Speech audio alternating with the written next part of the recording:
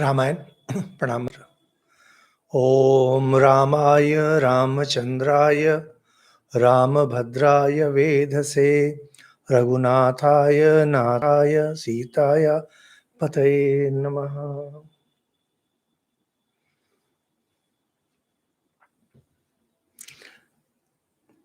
वाल्मीकि रामायण में हम लोग अरण्य कांड कर रहे हैं। उसमें 15 अध्याय हम लोगों ने किया है। 14वें अध्याय में हम लोग 16वें अध्याय में हम लोग घुस रहे हैं। बहुत सारी घटनाएं घट रही हैं। श्री रामचंद्र जी कुछ कुछ राक्षसों का वध कर चुके हैं, ऋषियों के भी दर्शन कर रहे हैं और पंचवटी में आकर के उन्होंने अपना निवास बना लिया, कुटिया तैयार कर। आदि कवि महाकवि वाल्मीकि जी यहां पर एक छोटा सा एक विराम देते हैं मूल कहानी से और हेमंत ऋतु का वर्णन करते हैं। आप लोग जो भारतीय परंपरा से अभिज्ञ हैं, जानते हैं भारतीय परंपरा को, आप लोग जानेंगे 6 ऋतुएं हैं। हेमंत जब जाड़ा पड़ता है, श्री रामचंद्र जी लक्ष्मण सीता जी के साथ गोदावरी के तट पर हैं और ठंड बढ़ रही है।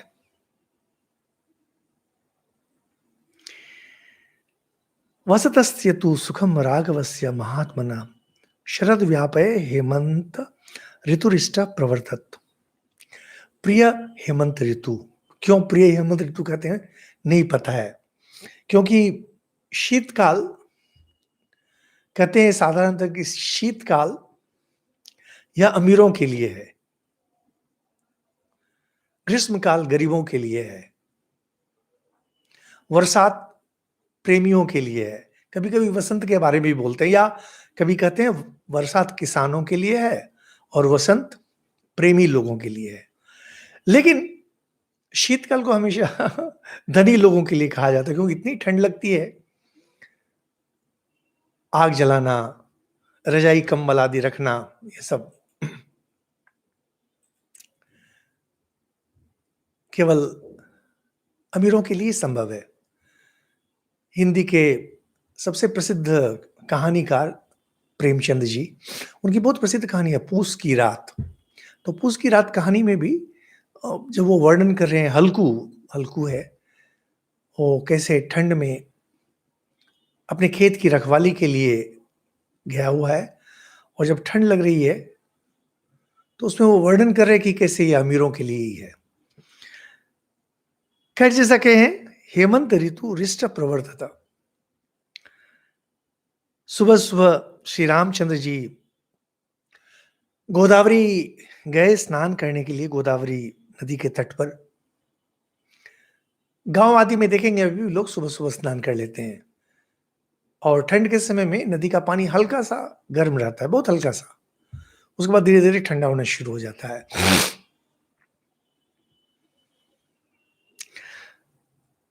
कहते हैं कि सीता जी के साथ साथ लक्ष्मण जी भी साथ में गए हैं। साथ में घड़ा है, कहां से घड़ा की व्यवस्था की हम लोग को नहीं पता है, लेकिन घड़ा है और तो पानी भर के लाने के लिए, क्योंकि दिन भर पानी की आवश्यकता पड़ेगी।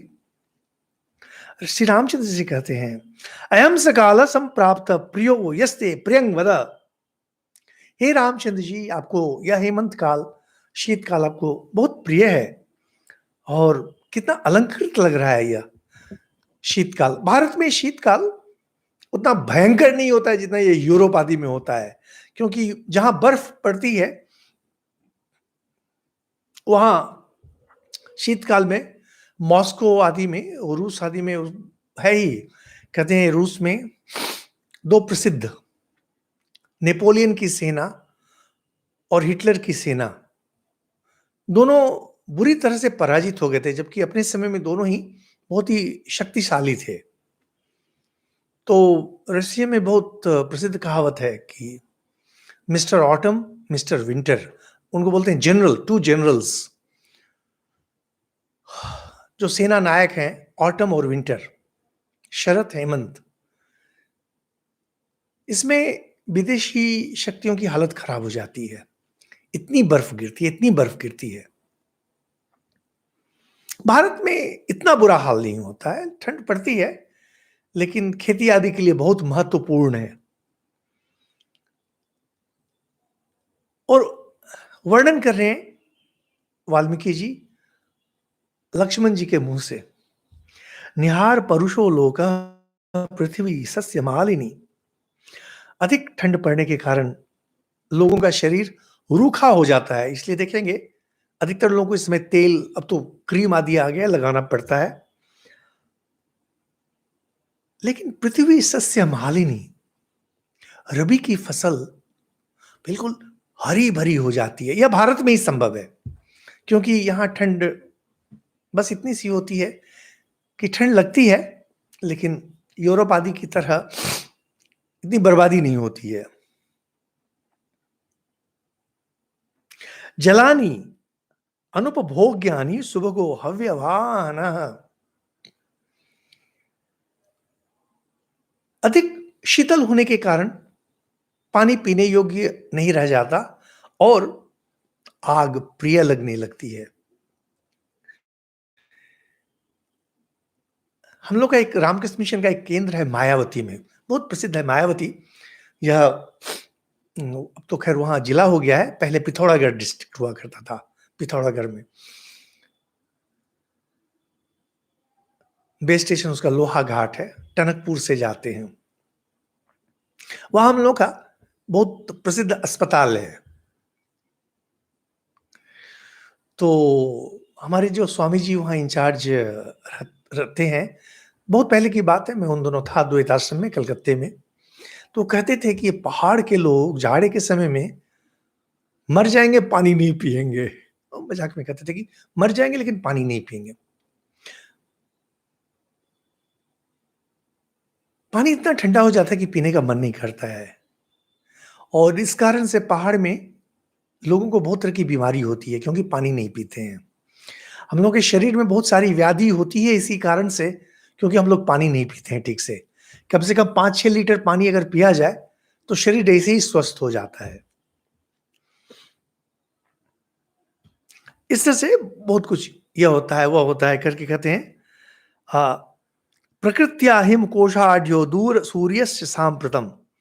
हिमालय पर्वत स्वभाव से ही घनीभूत हिम के खजाने से भरा पूरा होता है, परंतु इसमें सूर्यदेव दक्षिणायन चले जाने के कारण उनसे दूर हो जाते हैं। यहां पर यह कहें कि यहां वर्णन गोदावरी तट का हो रहा है, और हिमालय यहां से बहुत बहुत बहुत दूर है। दक्षिण भारत से हिमालय बहुत दूर है, लेकिन वर्णन जिस तरह से हो रहा है, लग रहा है जैसे हिमालय को ध्यान में रखकर किया गया हो। ये थोड़ा सा बेमेल है। क्यों बेमेल है? लेकिन इसमें आगे पीछे श्री राम और लक्ष्मण जी की बातें हैं, तो ये हो सकता है कि प्रक्षिप्त हो, क्योंकि थोड़ा सा बेमेल है। तो कहते हैं कि हिमालय पर्वत तो भरा पूरा रहता है इस समय, क्योंकि बर्फ से पूरा पहाड़ ढका हुआ है, लेकिन सूरज इनसे दूर चले जाते हैं। साधारणतः जो भरे पूरे होते हैं, जिनके पास धन है, प्रतिष्ठा है, लोग उनसे जुड़ते हैं। जब आपका धन चला जाएगा, आपकी प्रतिष्ठा चली जाएगी, लोग भी आपसे दूर चले जाते हैं। यहाँ हिमालय अपने स्वरूप में प्रतिष्ठित है, भरा पूरा है, लेकिन सूर्य से दूर हो गए हैं। तो कहते हैं कि हिमवान अपने नाम को स्पष्ट कर रहा है, या यहां पर अपरोक्ष रूप से कहा गया, परोक्ष रूप से कहा गया हो इसको। तो कहते हैं कि मध्याह्न का धूप बहुत प्यारा लगता है, इसीलिए लोग अत्यंत सुख से इधर उधर विचरते हैं। भारत मूलतः गर्म देश है, तो गर्मी के समय में हिलना बहुत मुश्किल होता है, तो जाड़े के समय हम लोग अधिक हिलते हैं। मधुसूर्या सुनिहारा पटु शीता समारुता। सूर्य के किरणों का स्पर्श बहुत ही प्यारा लगता है, जाड़े के समय में देखेंगे लोग बाग सुबह में निकल आते हैं, और पहले के दिनों में और भी अधिक जनसंख्या इतनी अधिक नहीं थी। वो जाड़े के समय में हम लोग भी बच्चे थे उस समय, किसी तरह से चादर-वादर ओढ़ करके धूप में आके खड़े हो जाते थे, शरीर को गर्म करने के लिए, अभी भी करते हैं। और कुहासे अधिक पड़ते हैं, सर्दी सबल होती है, कड़ाके का जाड़ा पड़ने लगता है। वो वर्णन कर रहे हैं हेमंत ऋतु का। रातें बड़ी होने लगती हैं, इसलिए सर्दी बहुत बढ़ जाती है। ये सब वर्णन किए जा रहे हैं। कहते हैं, रवि संक्रांत सौभाग्य तुषार अरुण मंडल, चंद्रमा का सौभाग्य सूर्य देव में चला गया है। देखिए ये है, अगर वाल्मीकि जी ने इसकी रचना नहीं भी की है तो किसी बहुत ही उच्च स्तर के, उच्च मान के कवि ने इसकी रचना की है। रवि संक्रांत सौभाग्य तुषारारु मंडल, चंद्रमा का सौभाग्य सूर्य में चला गया है। ठंड है, लोगों को ठंड लग रही है, इसलिए खुली रात में रात में खुले में कोई नहीं आता है, यानी चांदनी में कोई नहीं निकलता है। साधारणतः कविता आदि में देखेंगे, वर्ण में देखेंगे कि चांदनी की बहुत प्रशंसा की जाती है, लेकिन जाड़े के समय में कोई चांदनी सेवन करने नहीं निकलता है। लोग सूर्य की किरणों का उपभोग अधिक करना चाहते हैं। तो चंद्रमा का जो सौभाग्य कहिए मार्च से लेकर के अक्टूबर तक रहता है, यह समाप्त हो जाता है। चंद्रमा कितना भी सुंदर लग रहा हो, लोग चांदनी में बाहर नहीं निकलते हैं जाड़े के समय, क्योंकि घर के अंदर चले जाते हैं सभी। कहते हैं चंद्रमा का सौभाग्य सूर्यदेव में चला गया है। और पूर्णिमा की चांदनी भी तुहिन बिंदुओं से मलिन दिखाई देती है। अगर आप लोगों ने कभी ध्यान से देखा हो, जाड़े के समय में जो चांदनी होती है थोड़ा दूसरी तरह की लगती है। वो शरत काल के बाद से ही चंद्रमा की रोशनी बदलनी शुरू हो जाती है, क्योंकि हिमकण आ जाते हैं और इस कारण से प्रकाश थोड़ा बदल जाता है, क्षीण हो जाता है। तो कहते कैसे मलिन दिखाई रही है चांदनी। सीते व चात पश्यामा लक्ष्यते न च शोभते। अधिक धूप लगने के कारण सीता जी जैसे थोड़ी सांवली सांवली लग रही है, वैसे ही चांदनी फीकी होती चली जा रही है। तो जिन्होंने भी लिखा है, ये सीता जी लक्ष्मण सबको मिला करके लिखा है, तो या हो सकता है कि वाल्मीकि जी की रचना हो, केवल हिमालय जो है, या हो सकता है कि हिमालय को उन्होंने यूं ही कहा हो ध्यान में रखकर। कहते हैं कि चंद्रमा की किरणें कैसी मलिन हो जाती हैं, जैसे सीता जी अधिक धूप धूप लगने के कारण बहुत दिनों से जंगल में घूम रही है ना, सांवली पड़ गई हैं।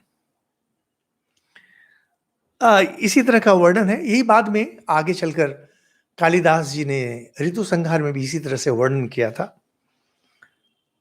कहते हैं कि जंगली हाथी को वो लोग देख रहे हैं, दक्षिण भारत में जंगली हाथी काफी हैं, प्यासा है और प्यास बुझाने के लिए गोदावरी की ओर अपनी सूंड को बढ़ाता है, लेकिन पानी इतना ठंडा है कि अपने सूंड को पीछे खींच ले रहा है, लेकिन उसका सूंड बार बार सामने जा रहा है, पीछे आ रहा है ठंड के कारण। हम लोग भी बचपन में कभी नदी नहाने के लिए गए जाते थे, तो वो पांव से छूते थे, वो ठंड के मारे तुरंत पीछे हट जाते थे। कहते हैं जलचर पक्षी, जो पक्षी जल में ही घूमते हैं, जल के पास बैठे हैं, लेकिन पानी में उतर नहीं रहे हैं। कैसे? जैसे डरपोक लोग युद्ध में नहीं उतरते। जो डरपोक हैं, जो कायर हैं, युद्ध में नहीं उतरते, उसी प्रकार ये जलचर पक्षी जल में नहीं उतर रहे हैं।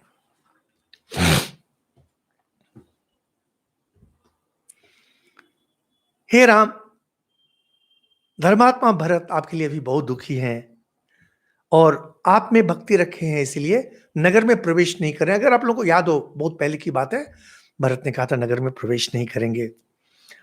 और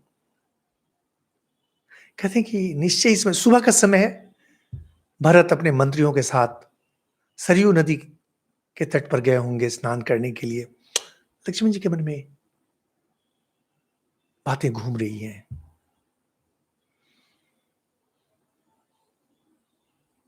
कहते हैं भरत, ये तो अत्यंत सुख में पले हैं, कैसे इस तरह से नदी में प्रवेश कर स्नान कर रहे होंगे? क्योंकि नगर का जितना भी सुख है, राज्य का जितना भी सुख है, उसको भरत जी ने त्यागा हुआ है, इसलिए उनको नदी में ही जाके स्नान करना पड़ेगा। अगर राजमहल में रहते तो वहां गर्म पानी की व्यवस्था दी होती, तो अभी तो उन्हें कष्ट सहना पड़ेगा। न पितृयम अनुवर्तन्ते मातृकम द्विपदा इति। जो द्विपद होते हैं, मनुष्य होते हैं, साधारणतः मां के गुणों का अनुवर्तन करते हैं।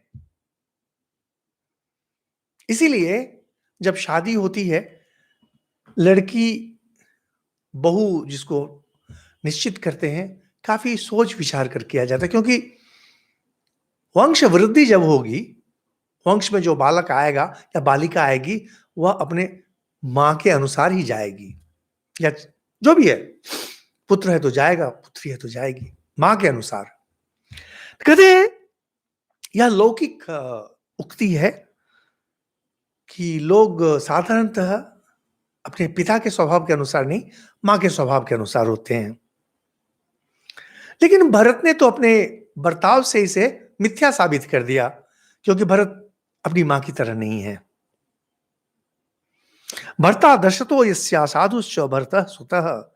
महाराजा दशरथ जिनके पति हैं, भरत जैसा साधु जिनका पुत्र है, वह कैकेयी कैसे इतना क्रूर हो सकती है? श्री रामचंद्र जी नहीं पसंद की इस बात को कि माता कैकेयी की निंदा हो रही है, उन्होंने मना कर दिया। नते अम्बा मध्यमा तात गरित अभ्याकराचन। हे लक्ष्मण, तुमको इस तरह से मां की निंदा नहीं करनी चाहिए। अगर बात करना ही चाहते हो तो भरत के बारे में जैसे बात करते हो वैसे ही करो। यह बहुत महत्वपूर्ण बात है। हम लोग कभी आनंद पाने के लिए, कभी अपना क्षोभ व्यक्त करने के लिए दूसरों की निंदा करते हैं, या कोई दूसरे की निंदा कर रहा हो तो उसे बड़े चाव से सुनते हैं, चटकारे लेकर सुनते हैं।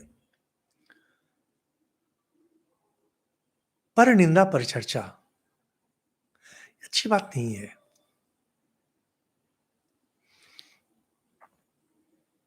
देखेंगे विशेषकर जिन लोगों को कुछ काम नहीं होता है, काम धाम कम है, साधारणतः इसलिए जो बेकार लोग हैं और जो वृद्ध व्यक्ति हैं, ये लोग बैठ करके केवल दुनिया भर की बातें करते रहते हैं, जिसमें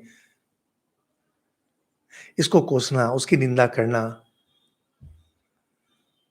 हिंदी के बहुत प्रसिद्ध लेखक हैं हरिशंकर परसाई, बहुत बड़े व्यंग्यकार थे।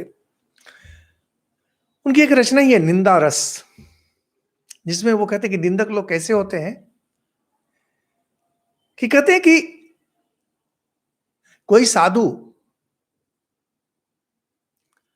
राम भजन में, राम धुन में जितना मग्न होता है, उससे अधिक मग्न होते हैं ये निंदक लोग दूसरों की निंदा करने में। और जब निंदा करना शुरू करते हैं, किसी का भी नाम ले लीजिए, तो जैसे लकड़ी चीरने की मशीन होती है, उसमें आप लकड़ी का लट्ठा दिए जा रहे हैं और वो उसे चीर दे, उसी तरह से ये लोग किसी के भी व्यक्तित्व को चीर देते हैं। तो एक व्यंग्यात्मक रचना है निंदा रस।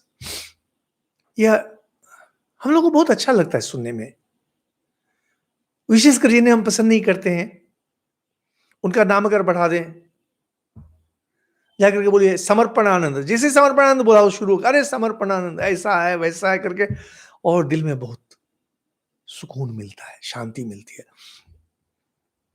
ये अच्छी चीज नहीं है। हमारे आचार्य थे, वो हमेशा कहते थे कि never discuss the third person. जो व्यक्ति उपस्थित नहीं है उसके बारे में कभी बात मत किया करो, और अगर करना ही है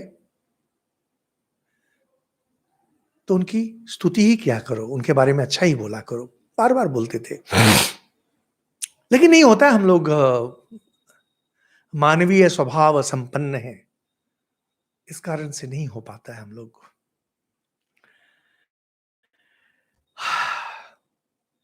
यहां तक कि श्री रामचंद्र जी कहते हैं कि देखो, वनवास में मेरा मन स्थिर है, लेकिन भरत की बात को याद कर मेरा मन चंचल हो उठता है। और तुम जिस तरह से भी भरत के बारे में बात कर रहे थे, उससे मेरा मन काफी चंचल हो चुका है। भरत की वो मधुर वाणी, मधुर व्यवहार, कब वह दिन आएगा जब मैं भरत से फिर मिल सकूंगा। तो कहते हैं ये सब बातें हो रही हैं, उसके बाद धीरे धीरे सूर्योदय हुआ। पर सूर्योदय के पहले ही इतना कुछ हो गया है, उषा काल में। यह केवल बतलाने के लिए है कि श्री रामचंद्र जी, लक्ष्मण, सीता, ये लोग कैसे रह रहे थे। और यहां से शुरू होता है प्रसिद्ध, जहां से राम कथा एक विशेष रूप ले लेती है, शूर्पणखा। यहां से यह जो, जब भी हम लोग श्री रामचंद्र जी के बारे में बात करते हैं, श्री राम कहते हैं तो रावण, रावण मणि शूर्पणखा से कहानी शुरू होती है। कहते हैं कि श्री राम, लक्ष्मण, सीता गोदावरी तट से अपने आश्रम पर लौट आए और बस रह रहे हैं, समय बिता रहे हैं, पूजा पाठ, नित्य कर्म आदि। कहते हैं एक दिन लक्ष्मण के साथ श्री रामचंद्र जी बात कर रहे हैं और शूर्पणखा उपस्थित। कहते हैं तम देशम राक्षसी काचिद आज गांव यदृच्छया, यदृच्छया वह किसी भी तरह का रूप धारण कर ले सकती थी। सातु शूर्पणखा नाम दशग्रीवस्य रक्षसः भगिनी रामम आसाद्य दर्श त्रिदशोपमम। दशमुख रावण, रावण की बहन थी। अब किस संपर्क में थी, क्योंकि साधारणतः कहते हैं कि वही तीन थे, रावण, कुंभकर्ण, विभीषण, लेकिन यहां पर हम लोग देखते हैं शूर्पणखा उनकी बहन है। तो घूम रही है, हठात देखिए अरे रामचंद्र जी, श्री रामचंद्र जी के व्यक्तित्व का वर्णन कर रहे हैं वाल्मीकि जी। दीप्तास्यम च महाबाहुम पद्म पत्रायते क्षणम गज विक्रांत गमनम जटा मंडल धारिणम। आप में से जो श्री रामचंद्र जी के भक्त हैं, आप में से जो लोग सुन रहे हैं, कुछ तो होंगे ही जिनके इष्ट श्री रामचंद्र जी हैं, या कभी आपको मन करेगा कि श्री रामचंद्र जी की पूजा करें और पूजा करते करते उनके बारे में ध्यान करें।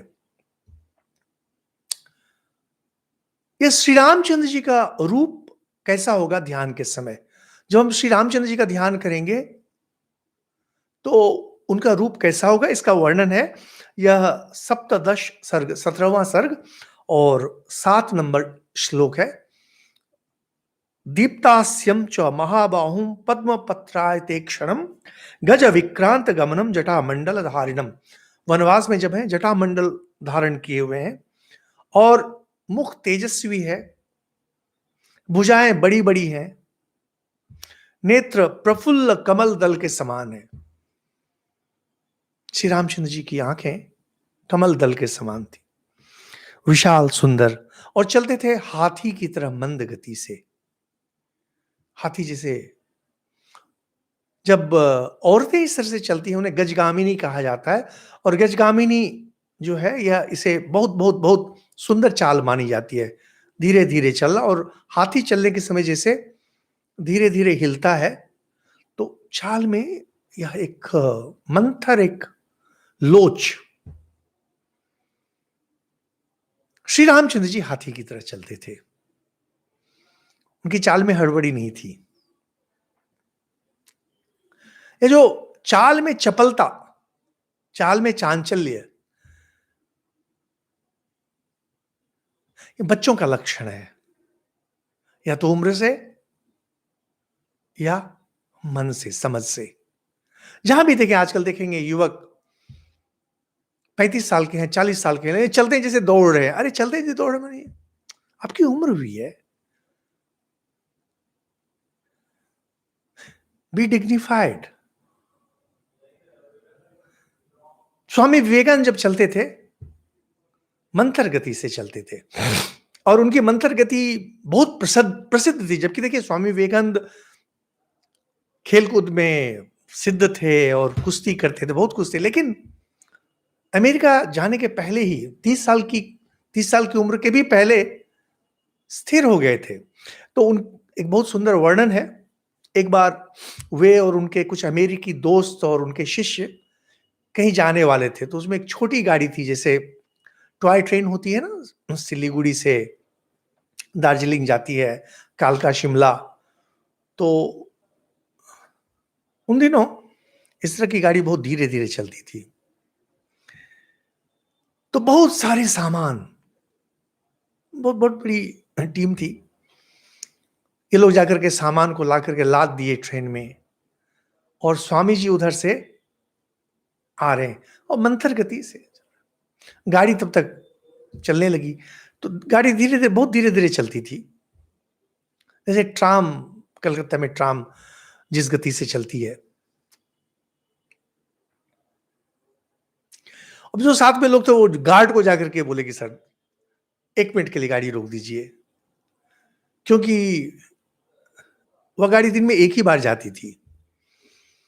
तो गार्ड बोलता है, वो जो बंदा आ रहा है, अगर वो अपनी चाल तेज कर ले तो मैं गाड़ी रोक दूंगा। तो ये लोग दौड़ के आके स्वामी विवेकानंद को बोले, स्वामी जी थोड़ा सा तेज चलिए तो गाड़ी रोक देगा। तो स्वामी जी केवल पूछते हैं कि ये गाड़ी के अगले दिन भी जाती है? तो लोग समझ गए कि ये अपनी चाल नहीं बदलेंगे।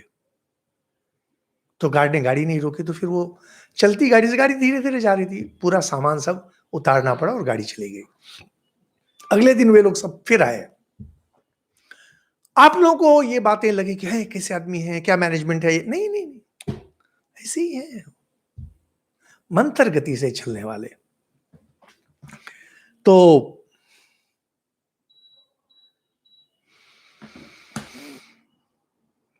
साथ में मस्तक पर जटा, सुकुमारम महासत्वम पार्थिव व्यंजनान्वितम। सुकुमार हैं, लेकिन साथ में बलशाली हैं, राजोचित लक्षणों से युक्त हैं, और नील कमल के समान श्याम कांति युक्त। श्री रामचंद्र जी का वर्ण कैसा है? श्याम, काला नहीं, श्याम, नील कमल। या कभी कभी ये लोग सीरियल आदि में दिखाते हैं विचित्र नीला रंग, नहीं, नीला रंग नहीं है। या एक है, ऐसे लोग मिलते हैं, बहुत हल्का सा सांवला, उनका रंग बहुत हल्का सा सांवला रहता है, तो नील कमल के समान, हल्के नील कमल के समान, और कामदेव के सदृश सौंदर्यशाली, इंद्र के समान तेजस्वी। और यह देखते ही यह राक्षसी शूर्पणखा काम मोहित हो गई।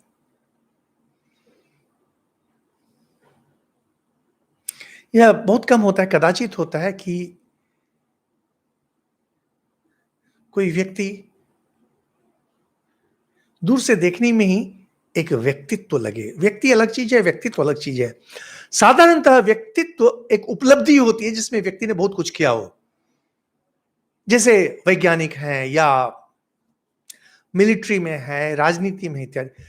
कभी कभी ये उपलब्धियां उनके चेहरे पर आ जाती हैं, उनके शरीर से अभिव्यक्ति पाती हैं, तो देखने से लगता है जैसे कि यह विशेष व्यक्ति है।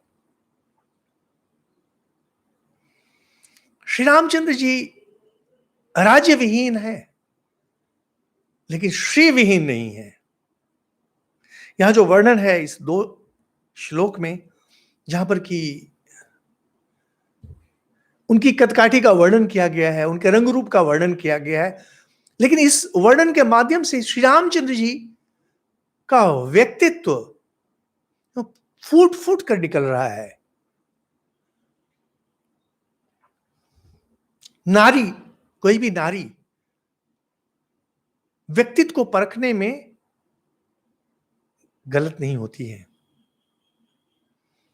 किसी भी नारी को आप ले जाइए, पकड़ा दीजिए किसी पुरुष को या किसी को, वो तुरंत 2 मिनट में बोल देंगे कि बंदा कैसा है, और ये लोग कभी गलत नहीं होते हैं। और जब किसी गलत व्यक्ति के चक्कर में वे पड़ती हैं तो उसमें बोल, मुझे पता है कि इनमें ऐसा है, लेकिन तब भी मैं इनके साथ हूं, वह दूसरी बात होती है। और साधारणतः पुरुष लोग इस बात को नहीं समझ पाते हैं कि जब पता है कि यह व्यक्ति ठीक नहीं है, उनके साथ ये क्यों जुड़ी हुई है, उनके अपने कारण होते हैं, लेकिन तुरंत पहचान जाती हैं। यह व्यक्तित्व को परखने की क्षमता एक विशेष क्षमता है जो कि केवल नारी में विद्यमान रहती है। यहां से वाल्मीकि जी फिर अपने कवित्व में उतर जाते हैं और उसको अलग अलग तरीके से हमारे सामने रखते हैं, जिससे कि लगता है कि जैसे शूर्पणखा बहुत कुरूप थी देखने में, लेकिन ऐसा नहीं था। यह यहां पर एक इस तरह से वर्णन किया जा रहा है जिससे कि सीता माता का सौंदर्य अधिक स्पष्ट रूप से हमारे सामने आए। लेकिन यहां पर देखेंगे बहुत सुंदर, ये आप लोगों में से जिनके पास वाल्मीकि रामायण पुस्तक है, इसको अगर एक बार इन श्लोकों को देखें तब पता चलता है कि संस्कृत भाषा कितनी समृद्ध भाषा है और वाल्मीकि को क्यों महान कवि, आदि कवि बोला जाता है। सुमुखम दुर्मुखी रामम वृत्त मध्यम महोदरी विशालाक्षम विरूपाक्षी सुकेशम ताम्र मूर्धजा प्रिय रूपम विरूपासा सुस्वरम भैरव सोना। मैं बोल रहा हूं, मेरे बोलने से आपको ये श्लोक लेकिन समझ में नहीं आएंगे जब तक कि आप इसको छपे हुए में या इंटरनेट पे नहीं देखें। तो कहते हैं सुमुखम दुर्मुखी रामम व्रत मध्यम महोदरी। श्री रामचंद्र जी का मुंह बहुत सुंदर था, लेकिन शूर्पणखा का मुंह बहुत ही भद्दा और कुरूप था। उसका मध्य भाग, कटी प्रदेश, कमर क्षीण था। उनका माने श्री रामचंद्र जी का, किंतु शूर्पणखा का पेट निकला हुआ था, मोटी सी थी। यहां पर फिर से आप ध्यान दें, रावण देखने में बहुत ही सुंदर था। लोगों में बहुत गलत धारणा है, रावण बहुत ही सुंदर था देखने में, इसलिए उसकी बहन इस तरह से नहीं हो सकती। विभीषण, हम लोग के साथ क्या होता है कि हम लोग व्यक्ति को, वस्तु को सफेद या काले में देखना चाहते हैं। जिसे पसंद करते हैं उनमें सब कुछ सुंदर है, जिन्हें पसंद नहीं करते हैं सब कुछ उसमें खराब है। जिसकी निंदा भर्त्सना करते हैं उसे सीधे नरक भेज देते हैं। कुछ कुछ धर्म है ना, वो सीधे बोलते हैं ये लोग नरक में जाएंगे, दोजक। श्री रामचंद्र जी की आंखें बड़ी बड़ी थी किंतु मनोहर थी। राक्षसी के नेत्र कुरूप थे, डरावने थे। तुलना कर रहे हैं श्री राम शूर्पणखा, श्री राम शूर्पणखा। श्री रामचंद्र जी के केस चिकने और सुंदर थे, परंतु उस निशाचरी के सिर के बाल तांबे जैसे लाल थे। श्री राम का रूप बड़ा प्यारा लगता था। शूर्पणखा बीभत्स विकराल थी, विकराल था। श्री राम मधुर स्वर में बोलते थे कि तो वह राक्षसी भैरवनाथ कर करके बोलती थी। मैं फिर से आपको यह श्लोक सुनाता हूं। सुमुखम दुर्मुखी रामम वृत्त मध्यम महोदरी। वृत्त मध्यम, श्री रामचंद्र जी की कमर पतली थी, पतली कमर। पुरुष हो नारी हो, कमर पतली होनी चाहिए। कमर अगर अधिक चौड़ी हो, इसका अर्थ है कि शरीर में काफी व्याधि विद्यमान है। महोदरी, पेट बड़ा है। तो इसी सब के आधार पर बाद में जो तस्वीर आदि बनाई गई है या सीरियल आदि बनाए गए हैं ना, इस तरह से चित्रण किया गया है। विशालाक्षम विरूपाक्षी सुकेशम ताम्र मूर्धजा। सुकेशम, सुकेशम, श्री रामचंद्र जी सुकेश हैं और ताम्र मूर्धजा, तांबे लगते हैं जैसे तांबे के तार हों शूर्पणखा के केश। प्रिय रूपम विरूपा, एक शब्द इसमें श्री रामचंद्र जी के बारे में, दूसरा शब्द शूर्पणखा के बारे में। स सा सुस्वरम, सुस्वरम, श्री रामचंद्र जी की वाणी अत्यंत मधुर है। भैरव सुनो, हू करके बोलती हूँ भारी गले में। तरुणम दारुणा, वृद्धा दक्षिणीम वाम भाषिनी, न्याय वृतम सदो वृत्ता प्रियम अप्रिय दर्शना। श्री रामचंद्र जी देखने में सौम्य थे, नित्य नूतन तरुण थे, जो आध्यात्मिक भाव संपन्न होते हैं, जब वृद्ध हो जाते हैं उसमें भी ये नित्य तरुण जैसे लगते हैं। चेहरे पे एक चमक रहती है, इनका मन सुंदर रहता है। निशाचरी क्रूर थी और हजारों वर्ष की बुढ़िया जैसी लगती थी। ये सरलता से बात करने वाले थे, उदार थे, किंतु शूर्पणखा की बातों में कुटिलता थी। श्री रामचंद्र जी न्यायोचित सदाचार पालन करते थे या दुराचारिणी थी। श्री रामचंद्र जी देखने में प्यारे थे, शूर्पणखा को देखते ही घृणा पैदा होती थी।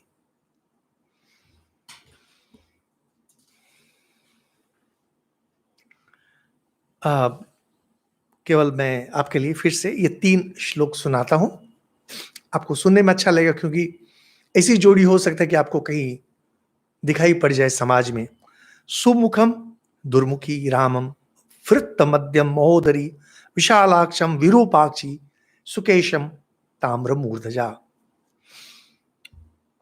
पहले मुंह के बारे में बोलते हैं, फिर कमर और पेट के बारे में बोलते हैं, आंखों के बारे में बोलते हैं, केश के बारे में बोलते हैं, रूप के बारे में प्रिय रूपम विरूपासा, और फिर गले की आवाज के बारे में बोलते हैं, सुस्वरम भैरवस्वना। तरुणम दारुणा, देखने में कैसे लगते हैं, उनका शरीर कैसा लगता है। दक्षिणम वाम भाषिनी, दक्षिण दक्षिण भाषण, दक्षिण भाषण हुआ शुभ, और वाम का अर्थ होता है अशुभ। अब वाम भाषिनी, अगर किसी को आपको अगर किसी की निंदा करनी हो, किसी की बोली की, तो बोलना पड़ेगा वाम भाषिनी। वाम लेफ्ट, वामपंथी, वामपंथी बोलते हैं गलत चीजों को, तो वाम भाषिनी, जो जिसकी बातें अच्छी नहीं है। न्यायवृतम सुदुर्वृत्ता, प्रियम अप्रिय दर्शना। श्री रामचंद्र जी की तुलना हो रही है शूर्पणखा के साथ, या उल्टा कर सकते हैं। राक्षसी काम भाव से आविष्ट है, आकर के बोलती है श्री रामचंद्र जी को, जटी तापस वेशिन सभार्य शरचाप दृग। एक तो तुम सर पे जटादी धारण की हो, साथ में एक स्त्री को लेके घूम रहे हो, तुम कौन हो, क्या प्रयोजन है तुम्हारा, क्यों हो यहां पर। श्री रामचंद्र जी सरल स्वभाव के हैं, बोलना शुरू करते हैं। क्या है, हम लोग के साथ होता है कि हम लोग भी अपनी कहानी का पिटारा खोलने के लिए उत्सुक बैठे रहते हैं।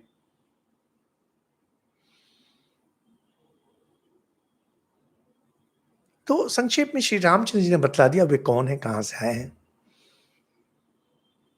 अब शूर्पणखा अपने बारे में बोल रही है, श्रूयताम राम तत्वार्थम वक्ष्यामि वचनम मम, अहम शूर्पणखा नाम राक्षसी काम रूपिणी।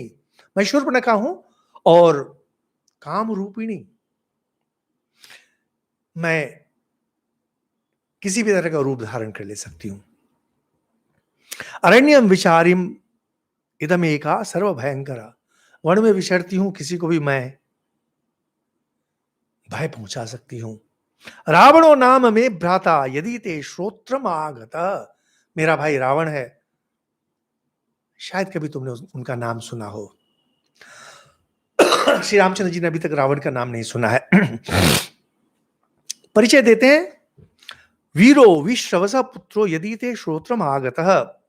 रावण विश्रवा मुनि थे, उनका पुत्र है, मुनि पुत्र है। रावण साधारण व्यक्ति नहीं है।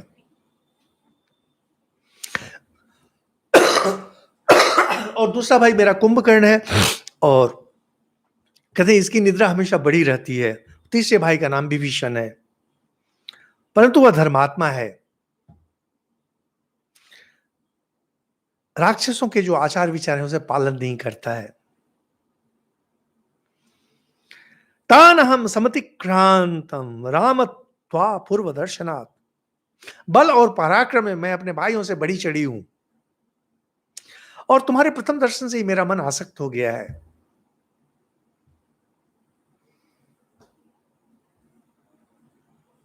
तुम्हें मैं पति बनाना चाहती हूं। बेवकूफी भरी बातें हैं, स्वाभाविक है। बोल रही है कि स्वभाव से मुझ में बहुत शक्ति है और अपनी इच्छा से कहीं भी मैं जा सकती हूं। अब तुम दीर्घ काल के लिए मेरे पति बन जाओ। यहां पर फिर आदि कवि महाकवि वाल्मीकि जी, इनका काव्य सौंदर्य फूट पड़ता है। सीता के बारे में बोल रही है, इसी को बाद में घुमा करके बोला जाएगा शूर्पणखा के बारे में, और सीता जी की प्रशंसा की जाएगी। एक ही वाक्य, एक ही श्लोक कैसे निंदा के लिए भी है, कैसे प्रशंसा के लिए है, यह एकमात्र संस्कृत में ही संभव है। विकृता, इसे थोड़ा सा ध्यान पूर्वक सुने। विकृता च विरूपा च न सेयम सदृशी तव, अहम एव अनुरूपाते भार्या रूपेण पश्यमाम, इमाम वीरूपाम असतीम करालम निर्णतोदरीम अनेन सहते भ्रात्रा भक्षिष्यामि मानुषिम। कहते विकृता च विरूपा च न सेयम सदृशी तव, यह सीता यह विकार युक्त है, कुरूपा है, तुम्हारे योग्य नहीं है, मैं तुम्हारे योग्य हूं। और यह मेरी दृष्टि में कुरूप है, ओछी है, विकृत है, धसे हुए पेट वाली है, पेट इसका धसा हुआ है, और तुम्हारी शांति के लिए मैं इसको और तुम्हारे भाई को खा लेती हूं। विकृता च विरूपा च न सेयम सदृशी तव, इमाम विरूपम असतिम करालाम निर्णतोदरीम। यह पेट धंसा हुआ, अभी आजकल एक क्या, एक जीरो साइज क्या बोलते हैं सब, क्या सुना है, समाचार पत्र आदि में देखा, तो सीता जी उनका पेट धंसा हुआ है, निंदा के रूप में बोल रही हैं शूर्पणखा। तो बस इन दोनों को मैं खा जाती हूँ, इसके बाद बस आप मेरे साथ घूमते रहना। यह कह करके शूर्पणखा जोर जोर से हंसना शुरू कर दिया है।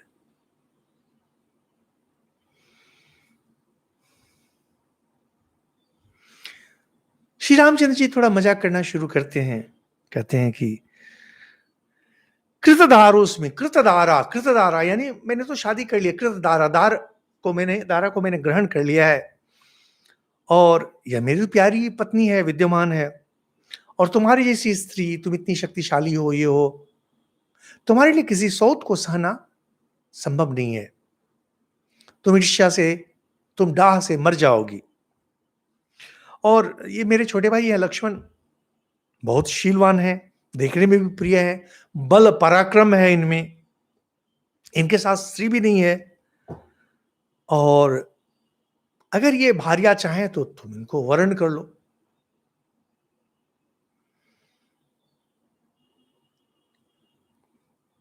जैसे सूर्य की प्रभा मेरू पर्वत का सेवन करती है, वैसे अगर तुम लक्ष्मण को लेती हो तो तुम्हें किसी सौत का डर नहीं रहेगा। वो तो तभी तक जब तक वनवास में है, पीछे उर्मिला तो उनकी प्रतीक्षा में है। श्री रामचंद्र जी परिहास कर रहे हैं, बहुत खतरनाक परिहास। हम लोग जब परिहास करते हैं बहुत संभल के करना चाहिए। अंग्रेज लोग जब भारत आए थे तो उसमें आईसीएस हुआ करते थे, इंडियन सिविल सर्विस, और ये लोग प्राय दूसरे आईसीएस ऑफिसर्स के लिए वो सुंदर आचार विधि लिखा करते थे। तो उसमें एक आईसीएस ऑफिसर ने लिखा था बहुत सुंदर,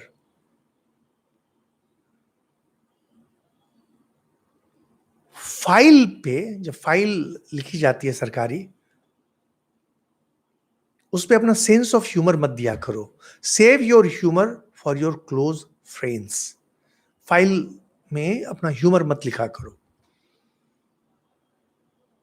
ये जो परिहास है,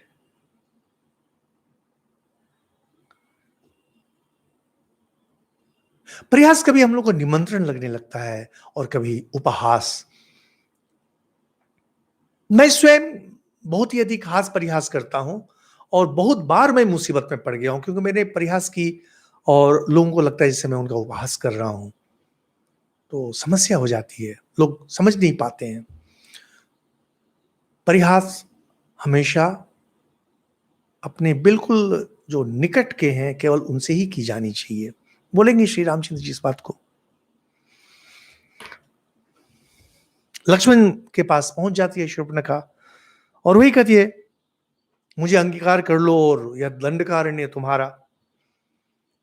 अब लक्ष्मण जी भी अब वही है, अब जब हम लोग हास परिहास जब करते हैं, जोश में आ जाते हैं और जोश में आकर के बस एक के बाद एक बोलते हैं। लक्ष्मण जी भी बोल रहे हैं, अरे मैं तो श्री रामचंद्र जी का दास हूं, श्री रामचंद्र जी का अधीन हूं, तो तुम मेरी स्त्री बन करके तो दासी बन जाओगी, ऐसा मत करो, तुम उनकी छोटी स्त्री बन जाओ, कम से कम तुमको दासी नहीं बनना पड़ेगा। देख रहे हैं, ये बोल रहे हैं कि यहां सौत है वहां पर दासी है। एताम विरूपाम असतिम करालाम निर्णतोदरीम भार्याम वृद्धाम परित्यज्य त्वामेव ऐसा भजिष्यति। उसको घुमा करके बोल रहे हैं लक्ष्मण, ये जो तुमने कहा कुरूप है, ओछी है इत्यादि, इसको छोड़ करके श्री रामचंद्र जी तुम्हें अवश्य ग्रहण करेंगे। कहते हैं लक्ष्मण ने उन्हीं विशेषण को लिया जो शूर्पणखा बोली है, लेकिन कहते हैं कि अर्थ बदल जा रहा है। विरूपा, शूर्पणखा बोल रही है देखने में सुंदर नहीं है।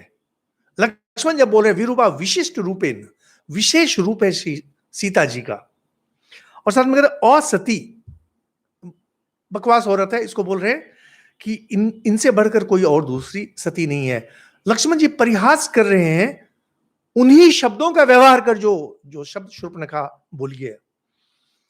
कराला, कराला का अर्थ होता है देखने में भयंकर। यहां पर कराला लक्ष्मण जी जब बोले इसका अर्थ होता है कि शरीर का गठन उनका इस तरह से है कि अंग प्रत्यंग बिल्कुल सही जगह पर है।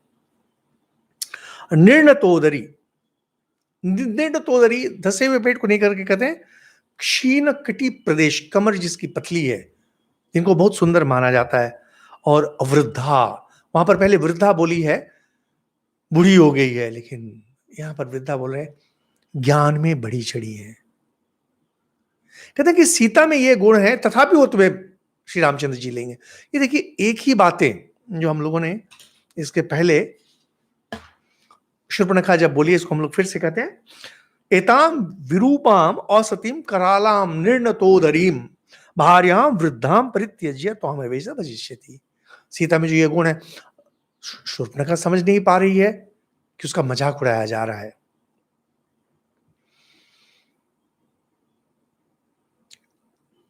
यह श्लोक फिर से दोहराया जा रहा है। शूर्पणखा फिर से बोल रही है इमाम विरूपाम असतीम करालाम निर्णतोदरीम वृद्धाम भार्याम अवस्टभ्य नमा तुम बहुमन्य से।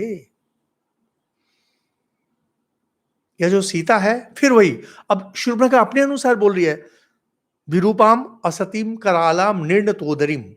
विरूपी है, असती है, बकवास औरत है, कराला भयंकर है देखने में, निर्णतोदरीम पेट धसा हुआ है, वृद्धाम बुढ़ी हो गई है।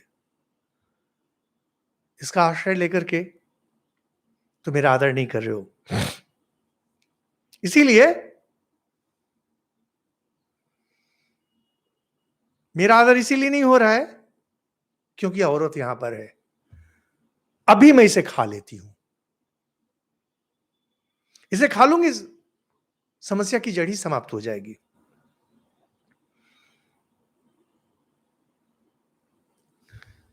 अंगार के समान नेत्र, शूर्पणखा मृगनयनी सीता, शूर्पणखा की आंखें जल रही हैं अंगार के समान, सीता मृगनयनी है, भीता है।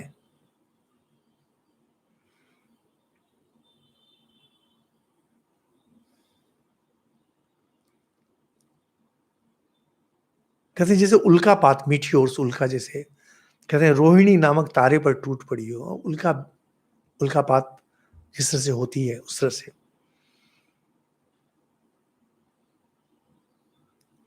श्री रामचंद्र जी ने नहीं सोचा था कि ऐसा होगा। तुरंत हुंकार करते हैं वो, हुंकार करके लक्ष्मण को कहते हैं, लक्ष्मण क्रूरे नार्ये सौमित्र परिहास कथं चन न कार्य पश्य वैदेहिं कथं सौम्य जीवितम। आप लोग व्यक्तित्व के बारे में इनको एक विशेष रुचि हो, श्री रामचंद्र जी की इस बात को ध्यान में रखें। क्रूरैर अनार्ये सौमित्र परिहास कथंचन, जो क्रूर है, अनार्य है, इनके साथ कभी परिहास नहीं करना चाहिए। परिहास कभी भी ऐसे व्यक्ति के साथ नहीं करना चाहिए जो आपका घनिष्ठ नहीं हो। हम लोग प्राय मुसीबत में पड़ जाते हैं। यहां पर विशेष रूप से कहा गया है क्रूरे अनार्य, जो क्रूर है, जो अनार्य है, जिनका स्वभाव क्रोध का है, क्रोधी व्यक्ति है, इनको कब बिगड़, मैंने देखा हमारे यहां, हम बहुतों को जानते हैं, ये हठात कब बिगड़ जाएंगे कोई ठीक नहीं रहता है इनका। आप परिहास कर रहे हैं, उन्हें लगेगा कि आप उनका उपहास कर रहे हैं। और अनार्य, जो सुसंस्कृत नहीं है, जिनकी बुद्धि परिपक्व नहीं है। मैं व्यक्तिगत तो मैं इस श्लोक को कब से जानता हूं, लेकिन अभी भी मैं फंसता जाता हूं, क्योंकि जो व्यक्ति गलती करता है वो उन्हीं गलती को दोहराता चला जाता है। यह है भाग्य है, स्वभाव है ऐसा। अपरिचित लोग, असंस्कृत व्यक्ति और क्रूर, इनके साथ कभी परिहास नहीं करना चाहिए। कहते हैं देखो, सीता के प्राण किसी प्रकार बड़ी मुश्किल से बचे हैं, हुंकार किया ना। और इस बार श्री रामचंद्र जी वही श्लोक शूर्पणखा पर लगाते हैं। इमाम विरूपाम असतिम अतिमत्ता महोदरिम, यह जो विरूप है, असती है, और वहां था निर्णतोदरी, इस बार लेकिन इसको महोदरी, बड़ा पेट है, राक्षसीम पुरुष व्याघ्र, भागिन है, भागिन, विरूप तुम अर्हसी, इसको विरूप कर दो। रामचंद्र जी का आदेश, सीता पर खतरा नहीं, खतरा सीता पर है, श्री रामचंद्र जी ने आदेश किया। लक्ष्मण तुरंत तलवार निकाले और उसके नाक कान काट दिए। नाक कान काटने का अर्थ होता है कुरूप कर देना। किसी व्यक्ति को अगर कुरूप कर दिया जाए, वो उसके मृत्यु के समान होता है। जैसे हम लोग आगे चलकर देखेंगे, और आप लोग कहानी में जानते हैं कैसे महावीर हनुमान जब लंका में प्रवेश किए और जब उन्होंने संहार किया, तो रावण ने कहा कि इसे कुरूप, इसे विरूप कर दो, यानी इसकी पूंछ काट दो, पूंछ को जला दो। वानर हनुमान, इनकी शक्ति पूंछ में है और इनके लिए पूंछ बहुत प्रिय है, काट दो, खत्म हो जाएगा।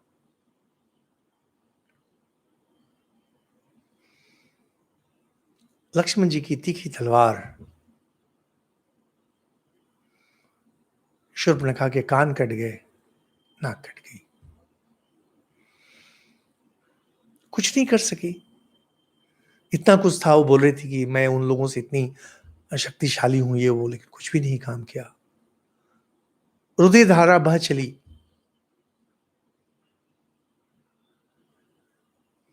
और चिल्लाते हुए जिस आई थी, जान बचा करके भागी किसी तरह से। किस तरह से चिल्ला रही है, रामायण में कहते हैं, ननाद विविधान नादान यथा प्रावृषि तो यदा। वर्षा काल में मेघ जिस तरह से गर्जन करता है, मेघ गर्जन जिस प्रकार से होता है, मेघों की घटा गर्जन तर्जन करती है, उसी प्रकार गर्जन करती हुए भागी। नाक कान कटे हुए, खून की धारा बह रही है, दोनों हाथ उठा करके चीखती हुई भाग रही है। और भागते भागते कहते हैं कि उसकी भ्राता, अब ये कौन भ्राता है कहना मुश्किल है, खर, खर और दूषण थे, खर पहुंची। खर आश्चर्यचकित होता है, शूर्पणखा किसने किसने ऐसा कर दिया? रक्त से नहाई हुई है, अचेत हो रही है, और उसने खर को सुनाया कि क्या हो गया वहां पर। इसके बाद आता है खर दूषण वध। आपने नाम सुना होगा खरदूषण वध, जहां पर कि 14,000 सेना खरदूषण की, श्री रामचंद्र जी ने अकेले इनको समाप्त किया। इसका वर्णन हम लोग अगले दिन लेंगे। आज यही समाप्त करें।